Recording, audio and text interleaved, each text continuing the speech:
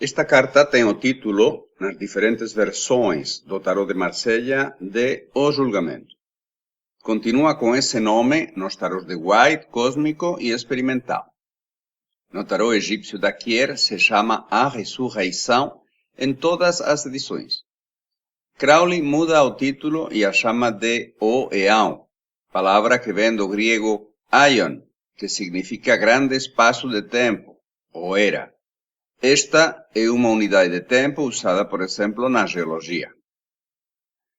No Josen Tarot é além da ilusão, o que meu nome Vit Pramat significa em sânscrito. Esta é a carta de número 20. O 20, por redução, é um 2. O número 20 era um número muito importante na tradição maia. Representa o deus solar e também o ser humano com seus 20 dedos. No calendário religioso maia de 360 dias, seus 18 meses são de 20 dias. Tanto no tarot de Marsella quanto no de White, a carta mostra a ressurreição dos mortos, um dos dogmas de fé da religião católica, vinculando-se ainda mais a esta doutrina. O julgamento, o título deste arcano, vem imediatamente depois da ressurreição dos mortos. Todas as religiões patriarcais falam nas suas escrituras deste juízo final, uma espada de Damocles em cima da cabeça das pessoas que ameaça com tremendos castigos aos que não obedeceram seus mandamentos. Modernos estudiosos do tarot de White nos falam do julgamento como um chamado que pode ser interno ou externo para elevar-se a uma existência mais significativa, o despertar de uma nova consciência.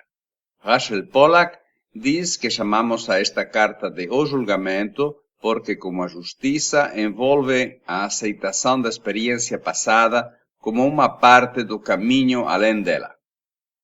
No tarot mitológico aparece Hermes, Mercúrio em Roma, na sua faceta de acompanhante das almas, o Hermes Psicopompo, que se revela como uma poderosa entidade do mundo das trevas, emissário de Hades, o Plutão romano.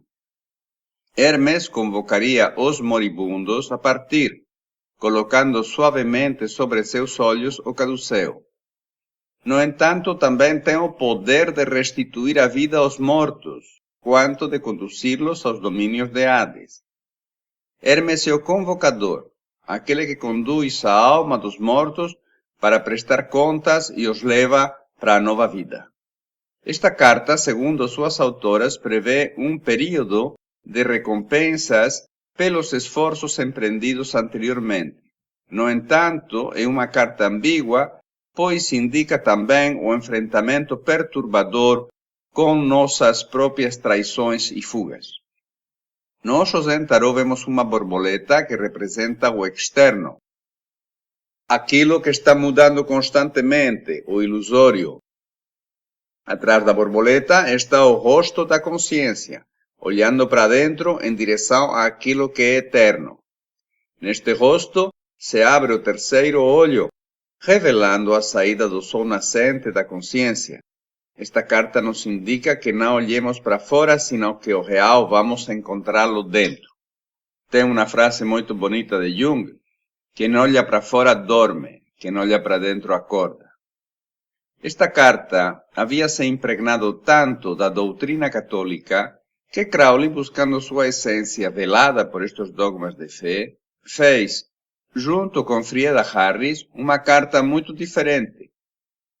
Todos os elementos que aparecem nesta carta estão inspirados em uns acontecimentos que sucederam a ele e a sua esposa Rosie Kelly, que de esotérica não tinha nada, em 1904, quando estavam no Cairo.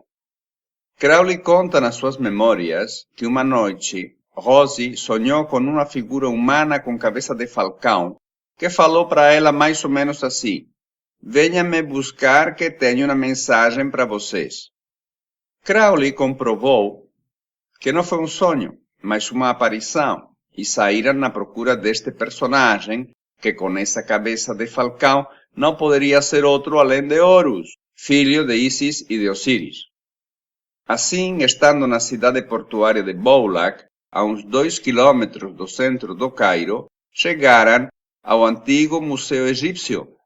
E em uma de suas salas, Rosie, apontando para a Estela da Revelação, onde vemos Horus sentado, diz-lhe a Crowley que assim foi exatamente como apareceu aquele personagem. Os museus acostumam numerar suas peças. O número da Estela da Revelação era o número 666, o número da besta do Apocalipse, nome iniciático que Aleister Crowley usava naquela época. Então, alugaram uns aposentos dentro do museu mesmo.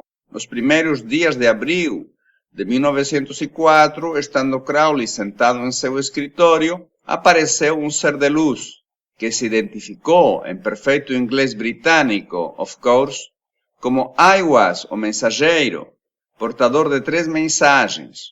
Uma mensagem de Nuit, da qual já falamos anteriormente, outra de Hadith, o princípio masculino consorte de Nuit, e finalmente outra do próprio Horus.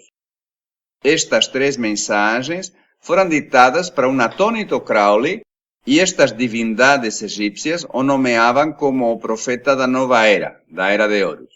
Uma era em que a lei seria o amor sob vontade. E quando falo de vontade, é importante entender que aqui não se trata da vontade do ego, dos caprichos da mente, senão da vontade consciente, como disse Nuit. Pois vontade pura, desembaraçada de propósito, livre de ânsia de resultado, é todavia perfeita. Podem ver como isto se parece muito com a ação sem ação, que vimos no arcano da arte. Como fazer porque vem de dentro, com o foco no presente na ação, e não no futuro no resultado. Faz o que tu queres, pois é tudo da lei, da lei. Uma nova era, onde a única obrigação é fazer o que realmente queremos. Tu não tens direito a não ser fazer a tua vontade, diz Nuit na sua mensagem. E essa é a maneira de responsabilizarmos pelos nossos atos e, em definitiva, pela nossa vida. Pois na medida que fazemos o que os outros querem, a responsabilidade recai nos que dão as ordens e nós continuamos irresponsáveis e infantilizados obedecendo. Em palavras do Osho, todas as máquinas são obedientes. A obediência tira o peso de qualquer responsabilidade. Só os que não pensam por si mesmos podem ser obedientes. A desobediência requer um nível de inteligência mais alto. A desobediência é uma grande revolução, mas não significa falar um não absoluto para cada situação. Não significa desobedecer por desobedecer. Significa simplesmente decidir. Faço ou não faço. Perceber se é benéfico ou não. E tornar-se responsável. Com estas 3 mensagens, Crowley escreve o chamado Livro da Lei, um manifesto esotérico para a nova era, que inicialmente difunde apenas entre seus seguidores e o publica em 1938, 34 anos depois. Podemos ver aqui um paralelismo gráfico muito grande entre a Estela da Revelação e o Eão de Crowley. Abraçando uma grande parte da carta e da Estela está Nuit, a abóbada celestial noturna, o princípio feminino egípcio, cujo cinturão, como a imperatriz, são os signos do zodíaco e seus mamilos as galáxias. Na carta, mais do que na Estela, Nuit parece um útero. E dentro dele temos Hadith, o princípio masculino, representado por um círculo vermelho com asas. Na Estela da Revelação e na carta tem este mesmo círculo, só que na carta, em cima dele, vemos um ovo, para destacar que Hadith é a pura energia em movimento, o impulso primordial perfeitamente encaixado em Nuit. No centro da carta e na Estela está Horus sentado em um trono, segurando na mão esquerda o bastão de Thoth, que já vimos nas cartas do Mago e da Lua. Na frente, uma criança de grandes olhos, outra representação de Horus, só que desta vez está com a forma de harpa acrad, a forma infantil. Sobre sua cabeça está o deus da sabedoria, o Hyros, em forma de uma serpente alada de 2 cabeças. O dedo indicador da criança está na boca.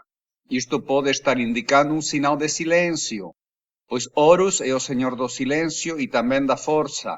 Representa o sol nascente e é símbolo da ressurreição. Mas também esse gesto pode estar mostrando a indecisão anterior à decisão, como se estivesse no ponto de decidir alguma coisa. Segundo a tradição egípcia, o universo é um reflexo dos pensamentos de Horus, que estaria aqui decidindo qual é o mundo que quer governar. Isto pode ser entendido de 2 maneiras.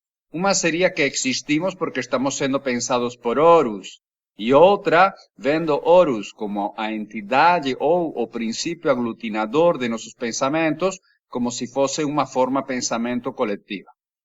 Na parte inferior da carta vemos a letra Shin, que significa dente. Parece uma flor com 3 yods, onde vemos embriões no ponto de nascer. Então, a letra hebraica Shin, 21ª letra da sequência, está atribuída ao 21º arcano.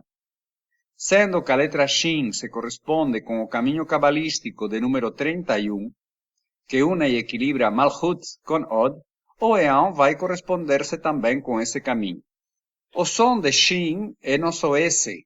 Com ele, o princípio criador teria feito o elemento fogo.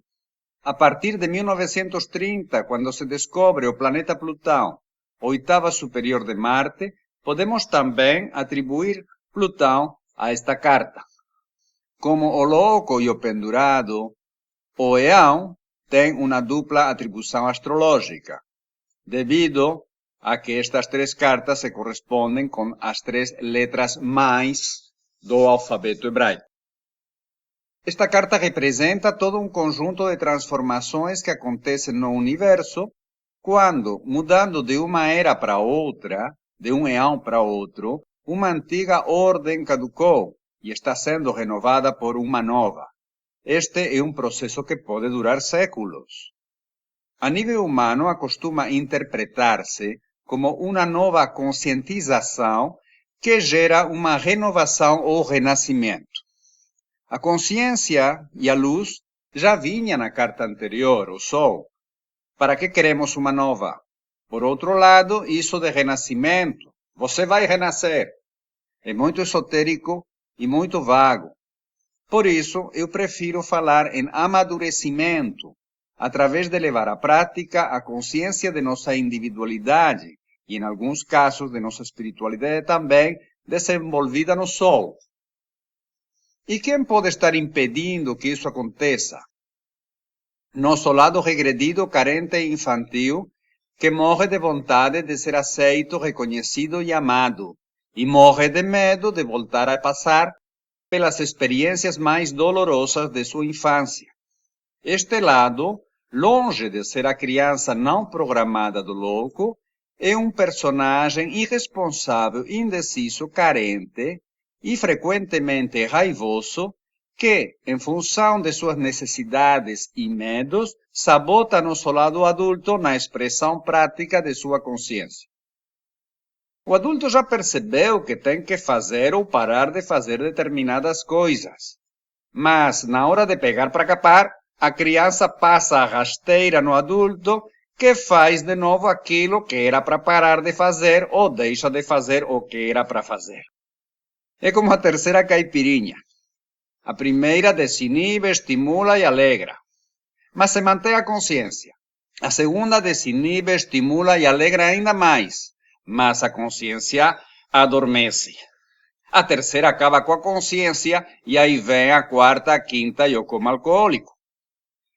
Não se trata de amarrar e amordaçar o lado infantil carente que aparece na carta com um dedo na boca. Precisamos aceitar e entender que saímos da infância carentes, indecisos e amedrontados. Um lado nosso cresceu e se tornou um adulto, e outro ficou regredido. Pelo fato de não ter recebido suficiente amor, o lado adulto não pode dar amor a seu lado infantil. Ele sempre está muito ocupado com coisas importantes e dá as costas às suas necessidades. Assim, desde a sombra, o lado infantil manipula a cada vez mais. Se trata de virar-se amorosamente para essa criança carente e nutri-la, dando-lhe o que lhe faltou, basicamente amor, atenção e apoio. Assim, a criança cresce e se integra com o lado adulto. A este processo eu chamo de amadurecimento, que podemos chamar, se for o caso, também de renascimento. Vejamos como esta ideia se desdobra nas posições da leitura terapêutica. No momento atual, posição de números 1 e 2, o Eão mostra uma pessoa questionando a necessidade de levar à prática toda uma série de compreensões internas, tomando consciência que existe um conflito entre suas percepções e os freios que um aspecto seu infantilizado, que ainda continua querendo a aprovação e o reconhecimento do mundo, coloca diante desta necessidade de levar à prática essas compreensões. A carta mostra um processo de amadurecimento que pode estar acontecendo ou que pode estar bloqueado dependendo da outra carta do momento atual. Com o Eão na âncora, posição de número 4, podemos dizer que existe uma dificuldade para amadurecer. Isto se pode dar de várias maneiras. Uma maneira é uma grande dificuldade para perceber o que realmente a leva a crescer e o que a leva a permanecer regredida nestas atitudes infantis. Assim fica identificada com essa criança carente. Mas também poderia dar-se de outra maneira. A pessoa tem as percepções, a pessoa se dá conta do que necessita fazer para crescer, a pessoa percebe o que lhe faz bem e o que lhe faz adoecer, ou a deixa em estados internos de sofrimento, mas, no entanto, não consegue levar esta consciência, estas percepções à prática. Muitas vezes o ego capitaliza essas percepções e então, a partir delas, cria uma atitude de superioridade ou de engrandecimento. Eu me sinto superior às outras pessoas porque eu percebo um monte de coisas que elas não percebem, mesmo que não seja capaz de levá-las à prática.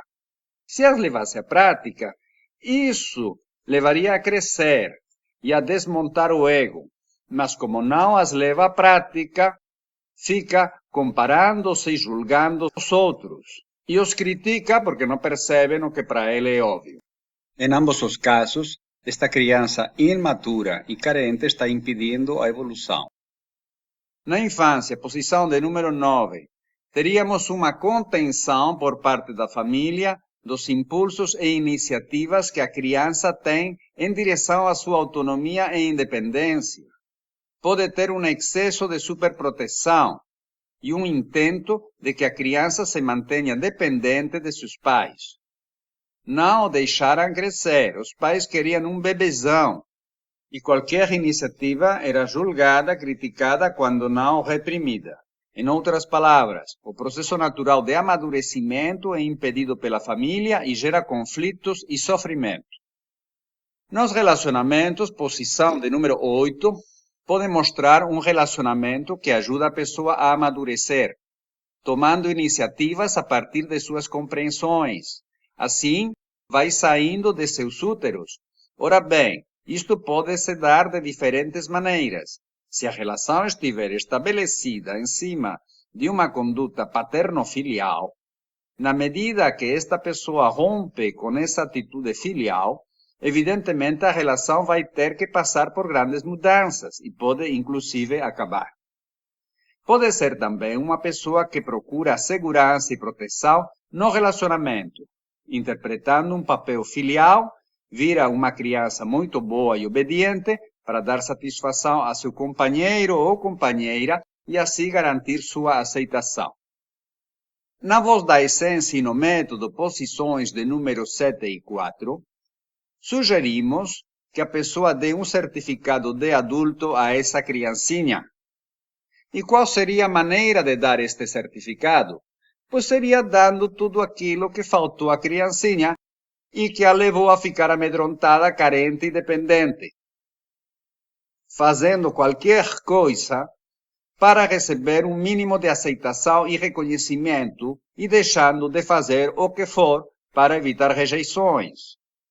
Chegou o momento de reconhecer esta criancinha interna e dar-lhe ternura, carinho e, fundamentalmente, dar-lhe atenção. Sair do tirano mental prisioneiro das obrigações e de intermináveis tem que, geralmente alternados com compensações, que não deixam tempo para perceber nem atender às necessidades do lado regredido. Contar-lhe histórias, mesmo que não seja Cinderela, pode ser Saramago, levá-lo ao parque, mesmo que não seja ao balanço, senão andar de bicicleta, incluindo entre tantos afazeres que são um meio para atingir um fim, alguns que são fins em si mesmos. Isso nutre a criança. No caminho de crescimento, posição de número 6, o Eão indica que, usando as chaves que apareceram até aqui nas cartas anteriores, a pessoa percebe as necessidades de seu lado infantil carente e amedrontado e está tomando iniciativas práticas para nutri-la, iniciando assim um movimento de amadurecimento. No resultado interno, posição de número 3, podemos dizer que, fruto do processo, estaríamos diante de uma pessoa madura que conseguiu nutrir e integrar seu lado criança, que lhe impedia levar à prática sua consciência com seu lado adulto. Isso facilita a integração da quaternidade, corpo, físico, emoções, mente e espírito, abrindo um novo tempo. E no resultado externo, posição de número 10, o Eão assinala que com esta atitude madura e integrada a pessoa está encarando o mundo. Já não está sendo manipulada pela criança carente. É mais dona de sua vida. Faz o que quer, assumindo responsabilidades e, se precisar, peita o mundo, tornando-se mais independente, segura e assertiva.